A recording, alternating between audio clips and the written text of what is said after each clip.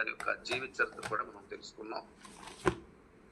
ఆ తర్వాత మత్తయి గారి గురించి తెలుసుకున్న తర్వాత మత్తయి సువార్తను పరిచయం ఎలా చేసావు మనం అనే విషయాన్ని తెలుసుకుందాం. మత్తయి సువార్తను కూడా మరి పరిచయం విధానము, దానిలో ఉన్నటువంటి అధ్యాయాలు, అదేవిధంగా యేసు ప్రభు వారు దాంట్లో మాట్లాడిన విధానము, కొన్ని విషయాలు మనం తెలుసుకొని ఉన్నాం. అయితే ఈ సమయంలో మత్తయి సువార్త 1వ అధ్యాయము 1 నుంచి మనకి గమనించినట్లయితే 15 వచనాల వరకు 16 వచనాల వరకు కూడా మనకి యేసు యొక్క వంశావళి గురించి మనకి రాయబడినట్లుగా మనం గమనించగలం. యేసుక్రీస్తు వారు అంటే పుట్టుక విధానాన్ని తెలియజేయడం కోసం ముందుగా మత్తయి సువార్తలో 1 నుంచి 16 వచనాల వరకు ఆ వంశావళుల యొక్క విధానము, ఏ విధంగా యేసు ప్రభు వారు మరి ఏ వంశంలో నుంచి ఆయన వచ్చారని తెలియజేయడం కోసం 1 నుంచి 16 వచనాలు రాశారు. సాధారణంగా మనము ఈ వంశావళులు చదివినప్పుడు ఏం చేస్తామంటే దాన్ని అంతగా పట్టించుకోం. అంటే ఏం చేస్తామంటే స్క్రిప్ట్ చేయడము, లేదంటే ముందుకెళ్ళిపోవడము చేస్తాం తప్ప పూర్తిగా వాటిని చదివి అర్థం చేసుకోము. సాధారణంగా జరిగే విషయం అది.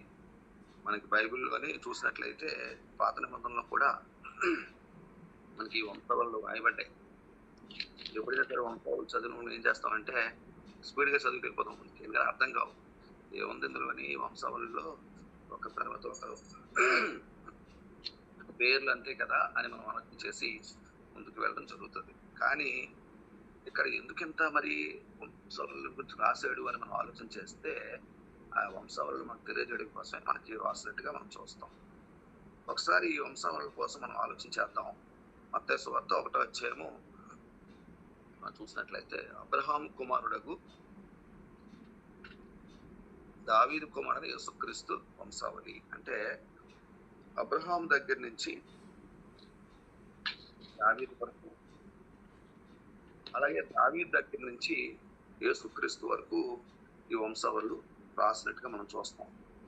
అయితే ఒకసారి మనకి 17 వచనం చదువుదాం. ఒకసారి 17 వచనంలో ఏముందంటే, ఇట్లు అబ్రహాము మొదలుకొని దావీదు వరకు తరములన్నీ 14 తరాలు వచ్చాయి. అబ్రహాం దగ్గర నుంచి దావీదు వరకు మనం చూసుకుంటే అక్కడ 14 తరాలు వచ్చినటువంటి తరం అంటే 100 సంవత్సరాలు. అంటే 14 తరాలు అంటే 1400 సంవత్సరాలు అక్కడ మనకి పూర్తి చేయబడి చూస్తాం. అలాగే దావీదు మొదలుకొని యూదులు బబులోనుకు కొనిపోబడిన కాలం చూసుకుంటే అక్కడ కూడా 14 తరాలు.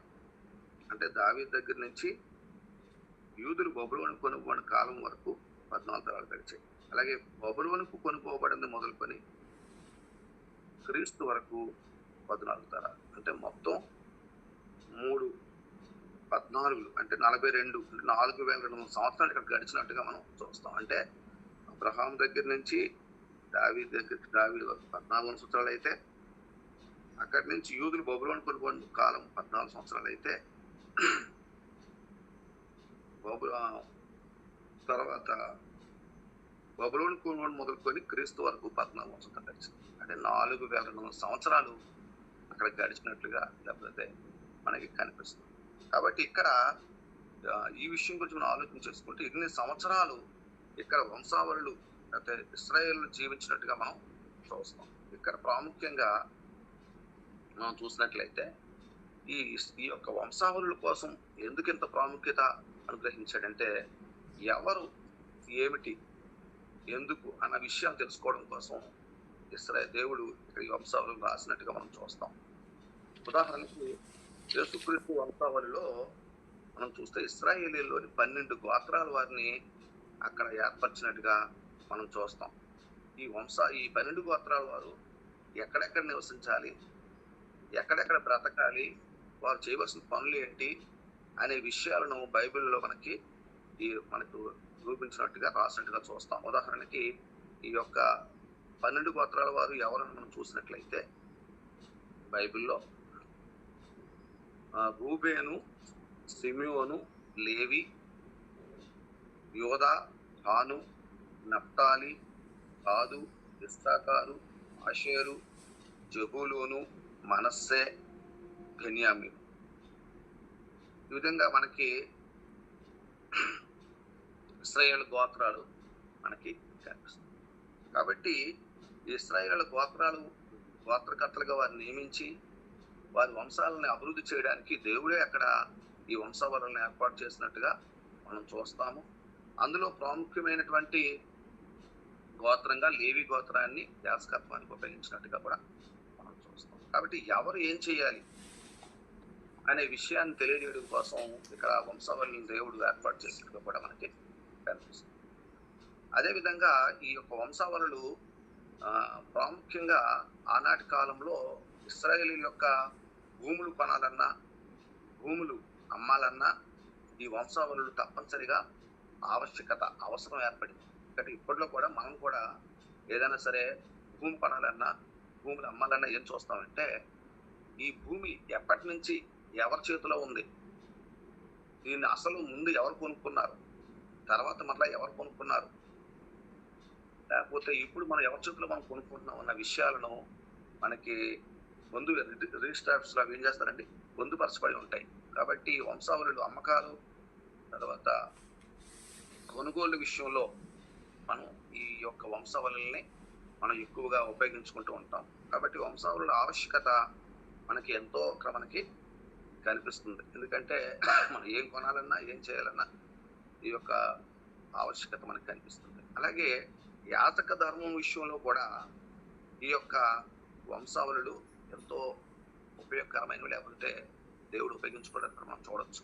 ఉదాహరణకి మనం చూసినట్లయితే యాజకత్వం ఎవరు చేయాలి అని దేవుడు ఉపయోగించాడు, లేవి వంశస్థులు మాత్రమే యాజకత్వం చేయాలి అని దేవుడు. కాబట్టి ఈ గోత్రాలు లేదంటే ఈ వంశావళులు అనేటువంటి ఆలోచన లేకపోతే, లేదా దేవుడు అవి వాటిని పెట్టకపోతే మరి మనం లేవి గోత్రాలు ఎలా ఉపయోగించుకుంటాం?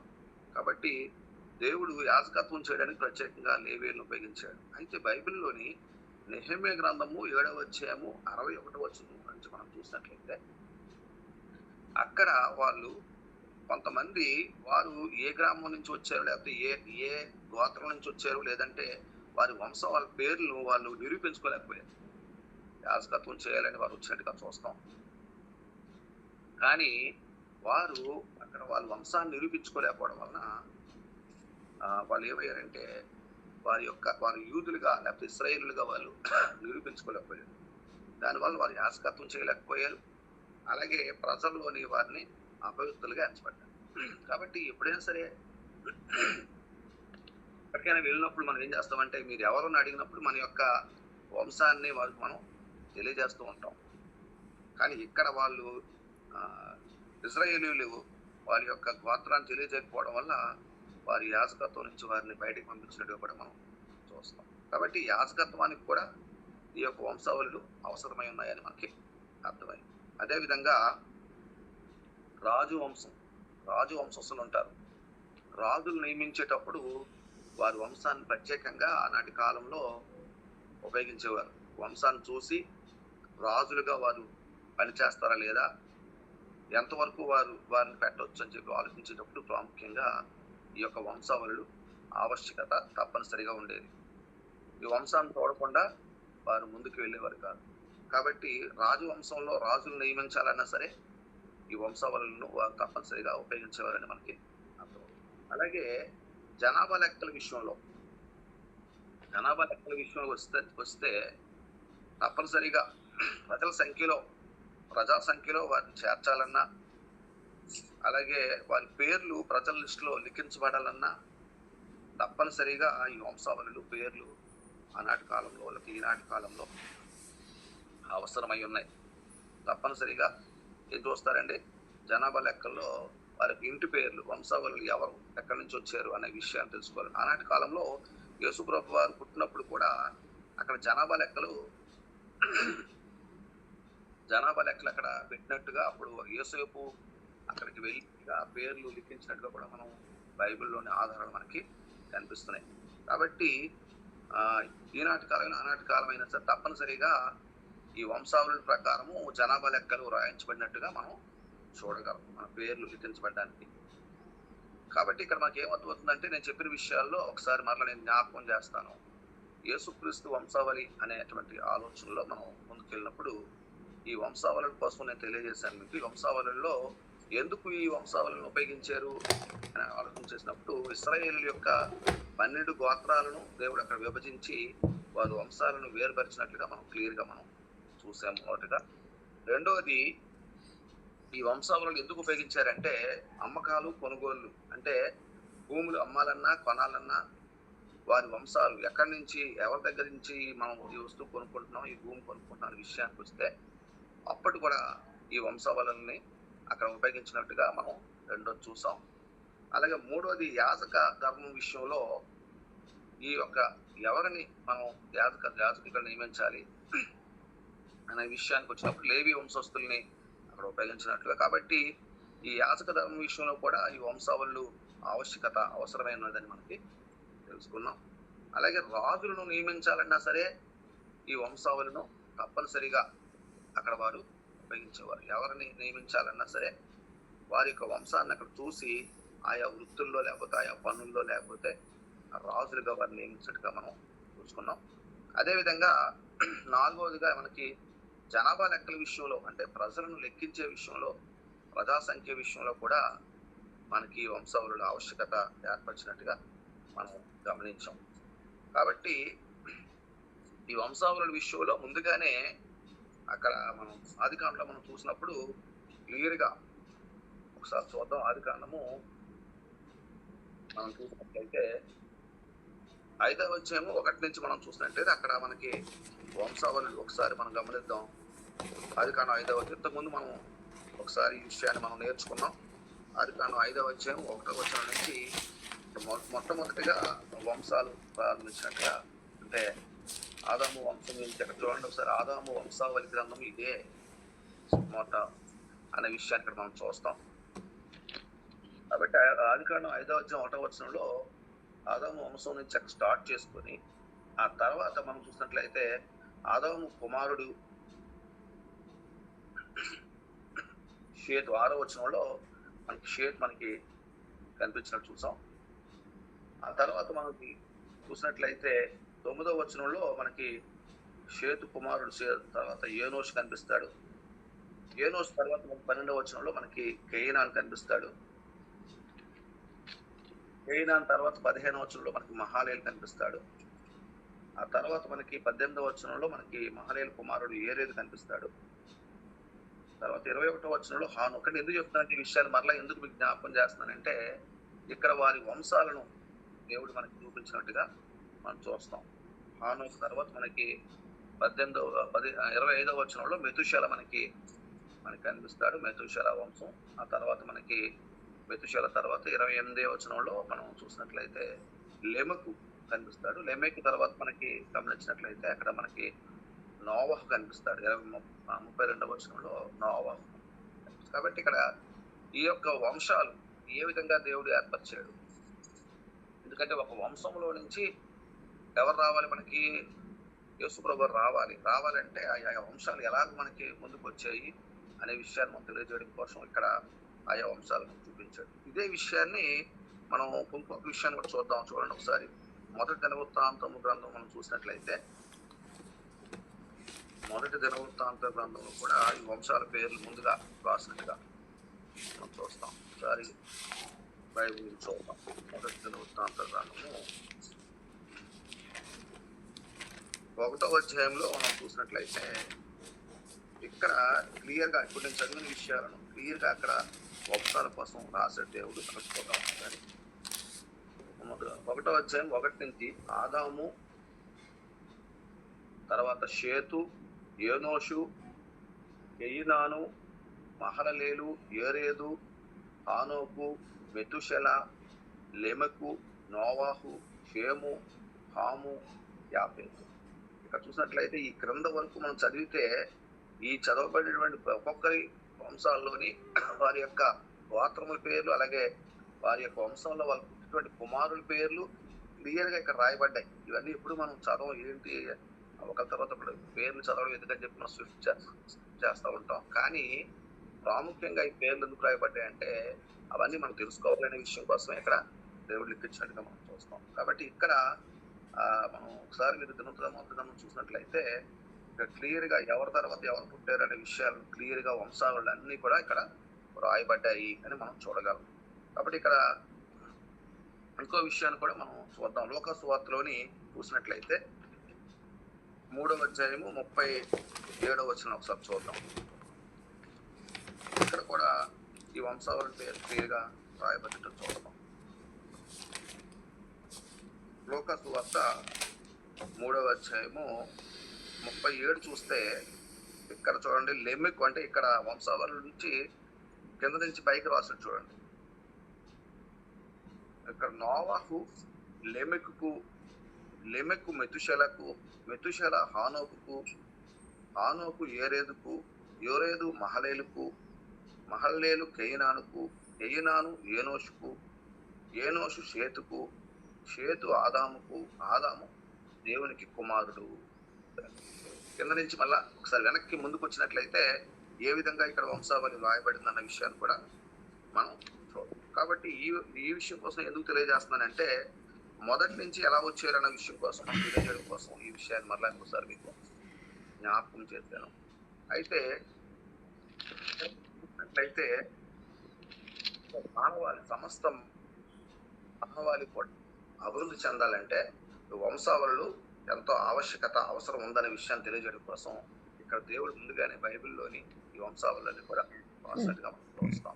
అలాగే ఈ వంశావళిలో మనం 1 నుంచి మనం చదివినప్పుడు మనకి ఒకసారి చదువుదాం. ఒకసారి 2వ వచనం నుంచి చూసినట్టయితే, అబ్రహాము ఇస్సాకును కనెను, ఇస్సాకు యాకోబును కనెను, యాకోబు యోధాను అతని అన్నదమ్ములను కనెను, యోధా తామారునందు పేరేషును జరహును కనెను, పేరేసు యెస్రోమును కనెను, యెస్రోము ఆరామును కనెను, ఆరాము అమ్మినాదాబును కనెను, అమ్మినాదాబు నైసోను కనెను, నైసోను సల్మాను కనెను, సల్మాను రాహబునందు బోయజును కనెను, బోయజు రూతునందు ఓబేదును కనెను, ఓబేదు యెష్షీని కనెను, యెష్షీ రాజైన దావీదును కనెను, ఉరియా భారీగా నుండి ఆమె యందు దావీదు సొలొమోనును కనెను. ఇంతవరకు నేను ముందు చదివానంటే ఇక్కడ మనకి 4 స్త్రీలు కూడా ఇక్కడ వంశావళిలో దేవుడు ఏర్పరిచినట్లు కూడా మనం చూస్తాం. 5వ స్త్రీ మనం చూసినట్లయితే 16వ వచనంలో, యాకోబు మరియ భర్త అయిన యోసేపును కనెను, ఆమె యందు క్రీస్తు అనబడిన యేసు పుట్టినని చెప్పారు. కాబట్టి ఇక్కడ మనం గమనించినట్లయితే ఇక్కడ ఈ మొదటి వచనం నుంచి 16వ వచనంలో మనకి 5 స్త్రీలను ఈ యొక్క అధ్యాయంలో చూపించినట్టుగా ప్రాముఖ్యమైన వారిగా తెలుస్తుంది. కాబట్టి ఇక్కడ స్త్రీలకు మొట్టమొదటి స్త్రీ ఎవరంటే తామారు, 2వ స్త్రీ రాహబు, 3వ స్త్రీ రూతు, 4వ స్త్రీ బత్షెబా, 5వ స్త్రీ మరియా. కాబట్టి 5 స్త్రీలను ఇక్కడ ఈ వంశావళి పేర్లలో దేవుడు చర్చగా చూస్తాం. సాధారణంగా వంశావళి పేరుకి వచ్చేసరికి పురుషులను మాత్రమే మనం చూస్తాం తప్ప స్త్రీలను ఎక్కడ కూడా చూడం. పురుషుల ఇంటి పేరు మాత్రమే స్త్రీలు ధరిస్తారు తప్ప స్త్రీల ఇంటి పేరు ఎక్కడ కూడా ధరించడం జరగదు.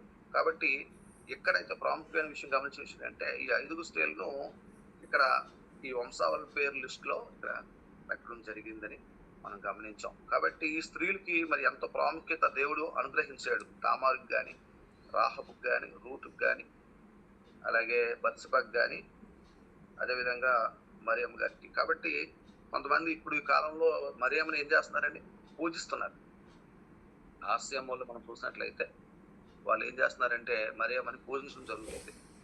కానీ అక్కడ ఆమె పేరు బైబిల్ ఎందుకు పెట్టాడంటే, యేసు ప్రభు గారు ఆమె ద్వారా ఉపయోగించుకొని ఈ భూమి మీదకి వచ్చారు తప్ప ఆమెను దేవతగా కానీ లేదంటే ఆమెను దేవుడుగా కానీ ఎక్కడ కూడా మనకి పరిచయం చేయలేదు. ఆ విషయాన్ని చాలా మంది తెలుసుకోలేక, యేసు ప్రభు అంటే దేవుడే మనకి మరియమ్మ కడుపున వచ్చాడు కాబట్టి మరియమ్మ ఇంకా గొప్పదనే టైంలో చాలా మంది ఈనాటి కాలంలో ఆవిడికి దేవుడిగా లేకపోతే దేవతగా వారు పూజిస్తున్నారు. కానీ అది మాత్రం కాదు.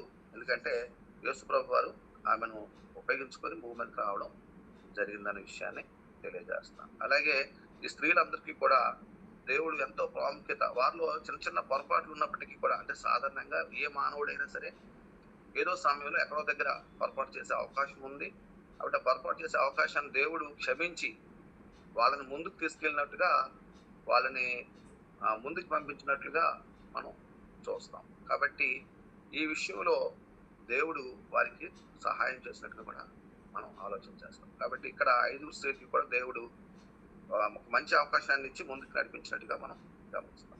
కాబట్టి ఇంతవరకు మన 16 వచనం వరకు మనం చూసినట్లయితే ఈ విషయాలు, ఈ 5 స్త్రీల విషయం కానీ లేదంటే మిగిలిన వారి విషయం కానీ మనం చూసాము. అయితే 17 వచనం దాకా మనం చదువుకున్నట్లుగా ఇక్కడ ఈ వీళ్ళు కాలంలో అంటే అబ్రహాం మొదలుకొని దావీదు వరకు 14 తరాలు గడిచినట్లుగా, అలాగే దావీదు మొదలుకొని బబులోనుకు చెరకొని పోబడిన 14 తరాలు గడిచినట్లుగా, అలాగే బబులోను కొనుకొని మొదలుకొని క్రీస్తు వరకు 14 తరాలు గడిచినట్లుగా మొత్తం 4200 సంవత్సరములు అక్కడ గడిచినట్లుగా మనం ఈ విషయాన్ని కూడా మనం చూస్తాం. కాబట్టి ఈ 1వ అధ్యాయము 1 నుంచి 17 వచనాలు మనం చూసినట్లయితే ఇక్కడ ప్రాముఖ్యమైన వ్యక్తులు, ప్రాముఖ్యమైన మనుషుల చరిత్రలో ఎవరున్నారు మనం తెలుసుకోవాలి. వారి జీవితాలు తెలుసుకోవాలి, వారి కుటుంబ పరిస్థితులు తెలుసుకోవాలి, వారి వంశాలను తెలుసుకోవాలి, అదేవిధంగా వారి యొక్క వృత్తులు తెలుసుకోవాలి.